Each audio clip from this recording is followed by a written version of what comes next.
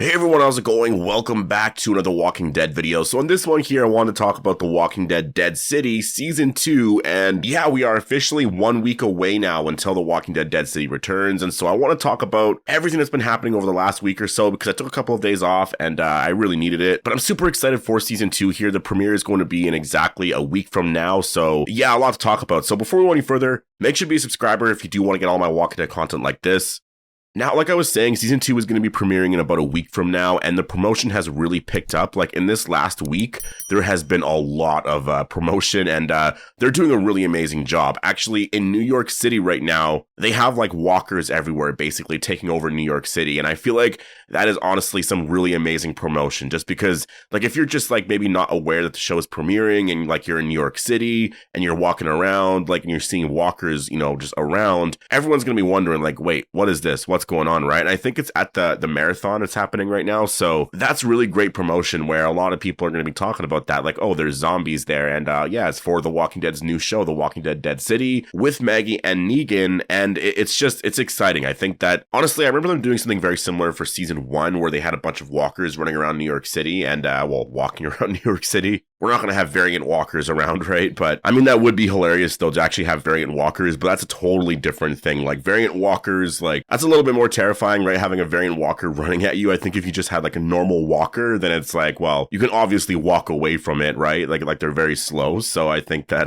yeah, that makes a lot more sense. But there's been a lot of promotion here for the show. They've been talking a lot about just what the story is going to be, you know, seeing certain characters or, like, actors and whatnot on the show. And Jeffrey Dean Morgan actually talked about, you know, seeing Kim Coates here for Season 2 and what it's going to be like here. And he's talked about, you know, he's always wanted to work with him, this and that. And so it's one of those things where I think that when you see how close they are, you know, right now, it's honestly really incredible, because I feel like the actors, I don't know if they really knew each other beforehand, like, that much, but the way Jeffrey Dean Morgan is talking about it, it seems like they really just met there, but the chemistry was just really amazing, and, like, he was just saying that, like, he's a really incredible person, this and that, and I really am excited to see Bruegel this season, and what his personality is going to be like. Like, it's so funny that throughout all the promotion, they've sort of been hiding it just because you don't really see a lot about him, right? Like, you see a couple of scenes, but it's hard to sort of know what he's like in general. Like, you kind of see that he's a little crazy, I would say, right? Like, his reactions are definitely very, like, they're there. Like, they've talked about that a lot, where, you know, Bruegel is more of a crazier version of Negan. And there's a lot of stuff to the character that I think is going to be really exciting for a lot of people this season. And so I'm just excited to see him. And I know that we're going to see him in the very first episode. And speaking of the first episode, actually, some people have actually watched the episode. I believe episode 1 and 2 potentially premiered the other day, or maybe it was just the first episode. But I know that there's been a lot of people that have actually watched the first episode. So that's really exciting. You know, I'm kind of happy that there aren't any spoilers out there. Like, usually when stuff like that happens, you'll see a bunch of spoilers. But I've noticed a lot, like, even with The Ones Who Live, that premiere, there was just, you know, people watched the first episode, but there was, like, no spoilers out for the first episode. Like, things have definitely gotten better for that. You know, like, people aren't spoiling everything right away, so that's really incredible. But that's what's happening a lot this week, is there's a lot of premieres. There's going to be a lot of, like, interviews and all of that, a lot of red carpet stuff for the Season 2 premiere here, and it really does look like they're going all out here for Dead City Season 2. We actually have 2 new shots here, and I apologize about, like, the aspect ratio here. I'm not sure why the shots are cut like this, but that's just what The Walking Dead posted. But yeah, we do see a shot here of Maggie and Ginny, and we know that this is around where they're, like, clearing a bunch of walkers and everything, and I believe New Babylon shows up. So I think that this is probably episode 1. If I had to give a prediction, I would say this is most likely episode 1, because I see Maggie really, like, honestly, that's kind of the thing that I'm really looking forward to for the very first episode. Like, I want to know more about the bricks, and I want to hear a lot more about, you know, if there's any sort of connection to the hilltop. I don't know if we'll even get that, but just, I want to know more history there behind the community and just see a lot more from the community, because we haven't really seen a lot. Season 1 didn't really get into too much there. We saw a few shots of it, but there just wasn't a lot. And, you know, the one thing that The Walking Dead really does well is it establishes communities very well, right? And,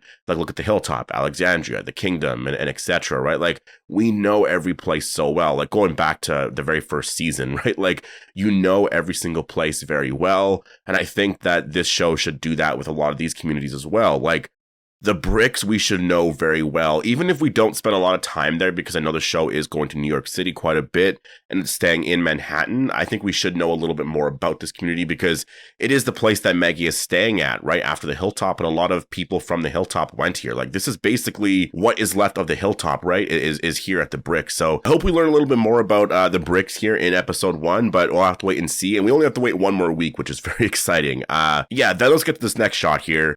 We see Negan and the Croat here, and this is obviously somewhere in New York City. I don't know where exactly. I'm wondering if it is sort of close to Central Park, just because of, I mean, I don't really know what that is, if that's a garbage can or whatever, but it says NYC, Keep, and then something else. I don't know if this is like, again, like, I don't know if it's close to Central Park, just in that area there. You know, there's trees here in the back. Like, it could be somewhere very similar there because we know they're going to be spending time around there. And this might be something that, like, and that's the thing, I don't really know, you know, who is a part of what group and what is going on here. But the funny thing about this shot here is that you see Negan very happy and you see the Croat kind of concerned about something, right? And the way I'm seeing this sort of playing out here is maybe Negan has an army here that he has sort of created, and he's running things a lot like the Saviors, and maybe the Croat is not too happy with that, or he's a little bit concerned, right? Like, maybe it's nothing too crazy in terms of, you know, the group like splitting apart and there's like all this drama and whatever. Like, maybe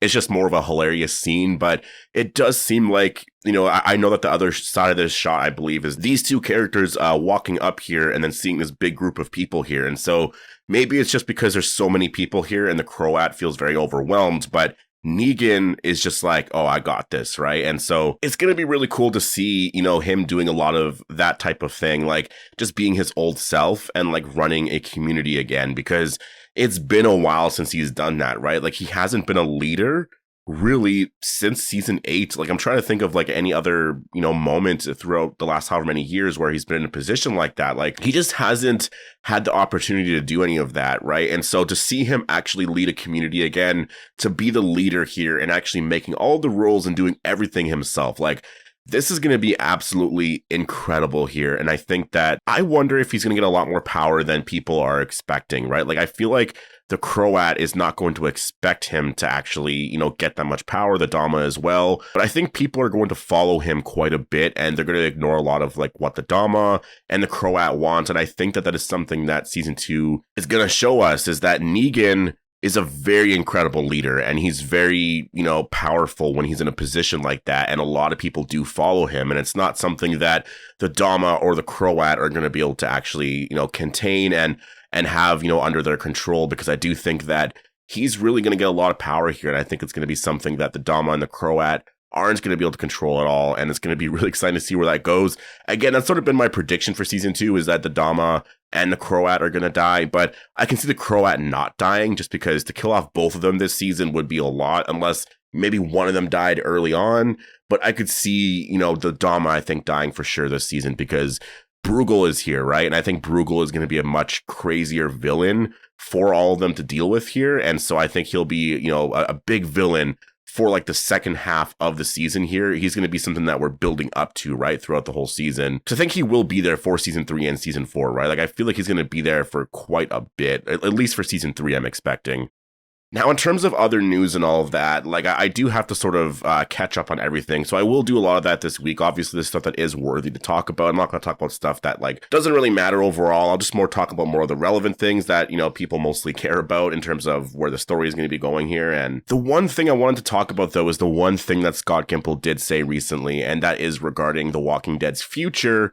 And, you know, just where things could go overall over the next, like, well, 15 plus years. And that's what's kind of interesting about what he said here, is that he really would like The Walking Dead, well, we'll get into his exact quote here, but basically to continue through, you know, to 2040 and even beyond that. And so let's get into exactly what he had to say here. And this actually happened in a recent magazine where there was an interview with Scott Gimple, and he talked about, you know, I guess what we could see in the future and everything. And yeah, but I'm seeing this here from Screen Rant. And so the article here says that Gimple reveals that he thinks The Walking Dead could continue through to 2040 and potentially beyond. The writer and producer explains that what it comes down to is the franchise's roster of compelling existing characters, any number of whom could be explored in a future series or season. And I do agree with that for sure. I think that the biggest thing is interesting characters. Like, there's a lot of TV shows out there. There's a lot of characters out there that just aren't that great. There's a lot of characters that are amazing. And I think if you have a really interesting story and some really amazing characters, then yeah, it could totally last that long. Like, there's a lot of shows out there and movies that have been around for a very, very long time. It's just one of those things where if you have the same character around for that long, like, it depends on what the story is, right? Like, you don't know where things are going to go. You just sort of take it year by year. But this is what Gimple had to say on the whole thing here. So he says, I do see that potential. And I guess this was about, the show going until 2040 and, maybe beyond that. He says, I do see that potential. The Walking Dead is about compelling characters in an unforgiving world, but one that is not without hope. Because the stakes are so high, the choices these characters make define them and change them one way or another. That's the stuff of a great story, and the scariness, the action, the emotion, the discovery, that can go on as long as we have some terrific characters.